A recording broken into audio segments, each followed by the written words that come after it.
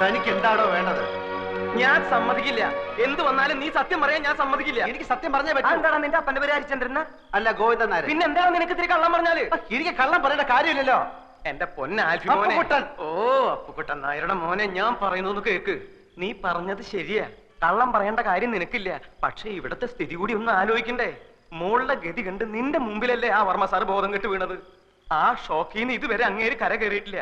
ഈ നിലയിൽ ഇതും കൂടി കേട്ട ആ പാവം ചത്തു. ഞാനല്ലാത്ത കാര്യം ഞാൻ എങ്ങനെ പറയും?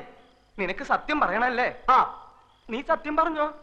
ഒരു 3-4 ദിവസം കൂടി കഴിഞ്ഞോട്ടെ, അങ്ങോട്ടൊന്ന് എഴുന്നേറ്റ് നിന്നോട്ടെ, എന്തും കേൾക്കാനുള്ള മനക്കെട്ടി അദ്ദേഹത്തിന് വന്നോട്ടെ. നിന്നെ ഞാൻ ഈ ഇരവിക്കുട്ടിപ്പിള്ള അദ്ദേഹത്തിന്റെ മുന്നിൽ കൊണ്ടുവന്ന് നിർത്തി സത്യം പറയിപ്പിക്കുക. അതുപോലെ അതിനിടെ ശരിക്കുള്ള വന്ന ഞാൻ കള്ളനാവില്ലേ? വരുന്നെങ്കിൽ എന്നേ വരണമായിരുന്നു. നമുക്കറിയാത്ത എന്തൊക്കെയോ കുഴപ്പങ്ങൾ നടന്നിട്ടുണ്ട്. ചന്ദ്രക്കുഞ്ഞ് വാ തുറക്കാതെ നടന്നോ ഒന്നും അറിയാനും പറ്റില്ല. ഇനി അഥവാ വന്നാൽ ഞാൻ പറയും, ഞാൻ പറഞ്ഞിട്ടാണ് നീ ഈ നല്ല കാര്യത്തിന് കൂട്ടുനിന്നതെന്ന്. പോരെ? ഒരു 3 ദിവസം നീ ഇവിടെ വരിക പോവാ, ഏതല്ലാത്ത ഉപകാരല്ലേ? നീ വരുമോ? 3 ദിവസം കഴിഞ്ഞാൽ ഞാൻ സത്യം പറയും. നീ നല്ല പയ്യനാണ്, നിന്നെ കണ്ടപ്പോഴേ എനിക്കത് അറിയാമായിരുന്നു. എന്നാ ശരി, ഞാൻ ഗുഡ് നൈറ്റ് പറഞ്ഞോ? ഇല്ല. Good night. Good night.